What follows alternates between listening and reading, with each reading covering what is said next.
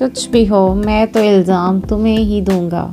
तुम मासूम हो मगर तुम्हारी ये आँखों को पुरकशिश और ख़ूबसूरत बनाने के चंद घरेलू नुस्खे देखिएगा इस वीडियो में। लीमू के अर्क में रोगने चंबेली के चंद कतरे मिलाकर रात को सोते वक्त आंखों पर लगाने से हल्के दूर होते हैं। आलू के टुकड़े को कद्दूकस करें और मलमल के कपड़े में बांधकर तकरीबन 15 मिनट आंखों में रखने से भी हल्के ख़त्म होते हैं। आंखें अल्लाह पाक का दिया हुआ एक खूबसूरत तोहफ़ा है, इसकी हिफाजत आप खुद कीजिए। इसके अलावा टमाटर की मदद से अपनी ऑयली जिल्द को बेहतर बनाएं। जिल्द की चमक के लिए इसका फेस मास्क नहायत मुफीद है।